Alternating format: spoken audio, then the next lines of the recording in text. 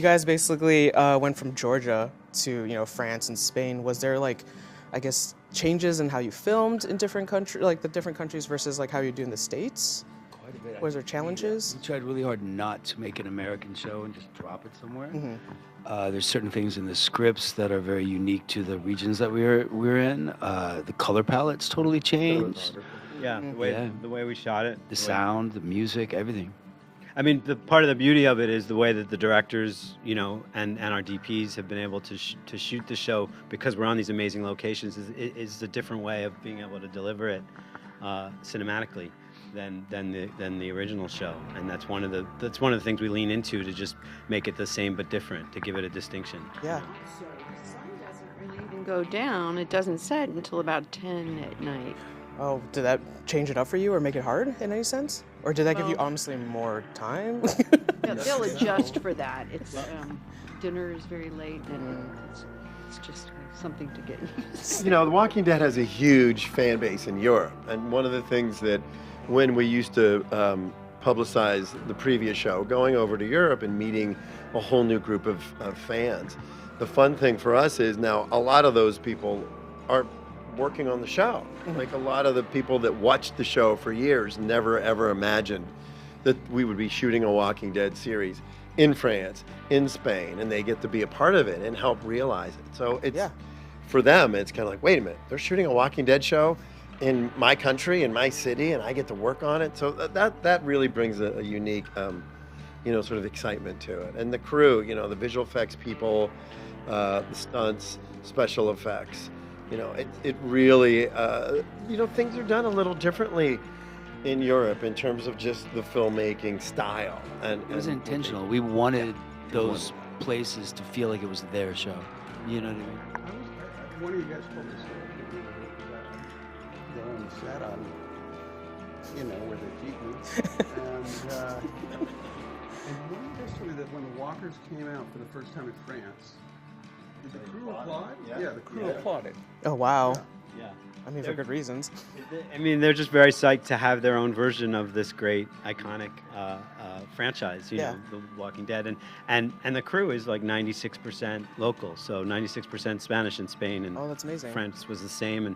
And our cast, except for these guys, is basically 98% local, too. Wow. So there's really a sense that it's not just an American show sort of like making itself somewhere else. It is kind of built into the places that we are. No, I a large part of it is in their language as well, which is great. Yeah.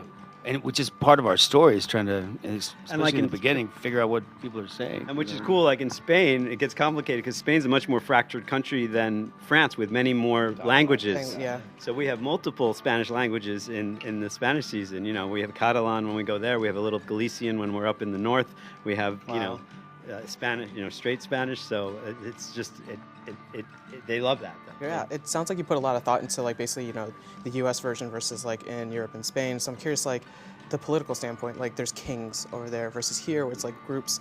Like how did that kind of play into this as well? I mean, in this season, in season 3, that played in a lot just because it was one of the things we looked at the history of Spain and the culture of Spain and thought like, well, that's a big deal. The history, but the royalty in Spain, and what would happen to that idea in the apocalypse? Like how might that idea transmogrify into something scary or bad or different? Yeah. But it's something you would never have in the United States, right? So that's a cool thing to lean into. That's awesome. I guess, is there plans to bring Carol and Daryl back to the U.S., or are we just... They're continuing to try. I can say that much. They're always trying, and that's always... Is it Sisyphus? We don't know. We don't know. An ongoing struggle. Should we expect to see, more evolved creatures like you're mentioning? Like, what thought process or like different abilities and stuff like that do you think about as you create these? Yeah, I mean, from the beginning, we've tried to sort of expand the aperture as much as we could while staying within the established rules of the Walking Dead universe.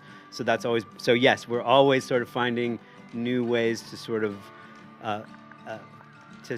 portray variants of walkers and different ways that walkers are sort of put to work or put to use. And that's a lot of, and Greg and I have lots of conversations about that, and I always know I'm on the right track if Greg's eyes get a little big and he's like, oh, we haven't done that before, that sounds cool. And we've been able to do that a few times, you know, which, so I think every season we've had at least 2 or 3 kind of cool, like, wow, we haven't really seen walkers in that setting before, or that with that particular ability, but staying within the rules of the total universe. Yeah, I mean, in season 1 we had this orchestra that was really fun and weird and whimsical, and it sort of it was something that, you know, kind of walks a line, because you don't want them to ever be comical. Right. They still have to stay in character, and even with our performers, we're always telling them, stay in character. This is really important. It can be grotesque. Right. And sometimes oddly beautiful. And in season 3, we did a couple moments so that we were sort of embracing this sort of marionette vibe. And the walkers were really beautiful in terms of conquistadors and things like that. That was really a lot of fun. But, you know, every once in a while I'll send David a text. I'll be looking at dailies and I'll be like, hey, did you see that? And he'll be like, yeah, should I worry about it? They didn't have this. And I'm like, well, I'm just throwing it out there. And then he'll look at it and be like, no, I think we're good. I'm like, okay. So I'm like a little, I feel like every once in a while I'll just I'll throw a flag up. And if he feels good about it, then I feel fine. Awesome. And there's 2 things. There is a different Walker sort of mythology in Europe that we show a little bit of. Was there a scene that you guys found challenging to film in season 3? They're all challenging. Was there one that stood out, I guess, to the both of you? Yeah, there was. God, there's so many challenging ones. What do you think? You guys were talking about the boat? Yeah, the boat was pretty Oh, challenging. that was nuts. Like the ship was crazy because it's not really a ship. Sailboat. Sailboat. It's a big sailboat. Because they make the waves with bulldozers, so these flat bottoms, so they whoop, so you're rocking, and then they blast you with they call it a water cannon, and they're like 3 hurt, and they're like crank it up to 8, and it like rib shake. You're like, boom! Oh my gosh. And she had just hurt her foot, so that was a thing. It was crazy. It was like, she looked like a cat. It was such a bat. I'm kind of doing this, and I'm looking up, she's boosh! That was challenging. But it was kind of fun. Yeah. It's one of the ones where you're talking about spaghetti western. Yeah. It's cinematically one of the most beautiful. Oh. I think they all are, but this one in particular. That's where the Spanish Civil War was, right? Right, so we shot in a town called Belchite, which is in the desert near Zaragoza. And it's an old, abandoned, burnt-out town that Franco bombed during the Civil War. So it has great history to it. That's why Norm says it felt haunted, because it does feel a little haunted. Yeah. And we shot and the conditions when we shot there were terrible. It was really bad. So it was really hard. But it is. The crew was like, nobody shoots here because it's creepy. Really? The crew was like, oh, I can't believe we're going to shoot that. But cinematically, it works great, and it works great for the story. And like Melissa said, it's sort of that episode is the most squarely like a spaghetti western, like Sergio Leone influenced. And that's crazy. And Melissa also finds the episode hysterically funny. Yeah, clearly. That's like haunting and funny seem to be.